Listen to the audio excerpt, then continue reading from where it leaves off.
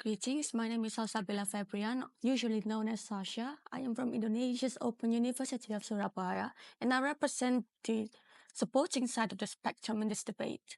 The motion of this debate started with the political uproar that has happened in Indonesia throughout the years, especially in 2022, where there was a new and legalized rule that allows corrupt conflicts to be put back in the governmental seat. Due to this, I solely put my trust and dedication to the motion itself, because as it could cause many such problems. As we know, corruption has caused many problems, issues, and financial loss for the country. And putting corrupt conflicts back in the governmental seat could be put on the same spear as sacrificing a queen in a game of chess, as they have caused many damages and issues for the country and its people. And one of these issues is economic loss. As a developing country and as a growing country too, Indonesia needs to grow in economical aspect for its people and for the country's better life. And corruption has messed up this growth due to them messing up markets, expanding businesses to be more expensive, and decreasing healthcare access for the people. It deeply impacts Indonesia's growth as a country and increases poverty and corruption numbers. Also increases crimes in the country as well, other than the damages that they have done for the country. The second reason to disregard corrupt conflicts back in the governmental seat is due to the fact that corruption is very addictive. The psychology of a corrupter is very complex, but it is mainly due to the fact that they are given the chance or even encouraged to corrupt. This form of encouragement comes from their peers, encouraging them to corrupt over and over again, or the system giving them minimal punishments for their crimes. And as if putting sugar on an old wound, Indonesia has encouraged this form of addictive behavior over and over again with little to no punishments. And due to this, it deeply impacts Indonesia as a country and Indonesia as a system. And the last and important reason I dedicate myself in the motion is that putting corrupt conflicts back in the government will cause distrust.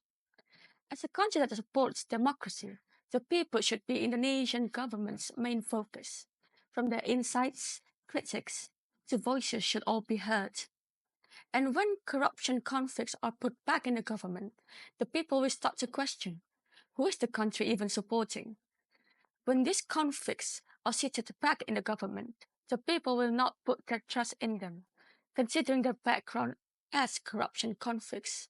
This distrust would cause two more problems, such as anarchy, chaos, and the people moving away from the country. This will cause civil wars and the country to part away from the Bhinneka Tunggal Ika philosophy that they have built.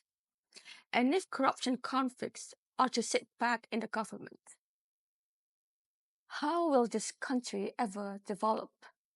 To sum up, I would like to emphasize that corruption conflicts should not have any political rights because they have caused lots of financial loss in the country. And it impedes the progress towards achieving development goals such as poverty reduction, healthcare access, and environmental sustainability. Besides that, corruption itself is addictive, and there is no guarantee that that corruption conflicts will not do corruption again in the future. Furthermore, corruption improves society's distrust to the government. Therefore, I stand with this motion and I strongly agree that if this House would deprive of political rights of former corruption conflicts, regardless of their serving type and the severity of the case. Thank you very much. Thank you for the opportunities. Let me introduce myself. My name is Waris Rizky Holil. You can call me Waris and I come from Indonesia Open University of Surabaya. My major is public administration and I will represent us for opposition in this debate. Thank you. While it's important to address the impact of the corruption, depriving all corruption conflict of their political rights is not fair or effective in all cases because many corruption conflicts have potential to rehabilitate and contribute positively to the society. Completely stripping them of their political rights means that the government supports an exclusion and marginalization. The reason why I disagree with the motion are First, corruption conflict do not affect countries' economic well-being. While corruption is often perceived as a significant issue, it is important to consider that many countries with corruption continue to function effectively and maintain stable economy. Some countries with notable level of the corruption, such as Brazil and India, have shown consistent economic growth and development over the year. Furthermore, many countries manage to achieve a significant process and maintain high standard of living despite having corruption issues.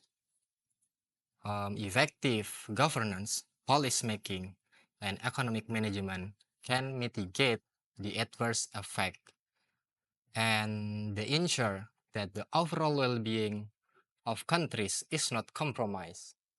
For the second, corruption conflict might help countries' development. After returning to the politics, corruption conflict get attention from the public and the media. It motivates them to change to be a better person, behave better and wiser in their action.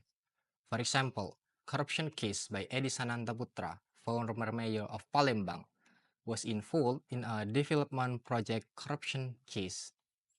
After completing his sentence, he was elected as a member of DPR RI in 2019 election.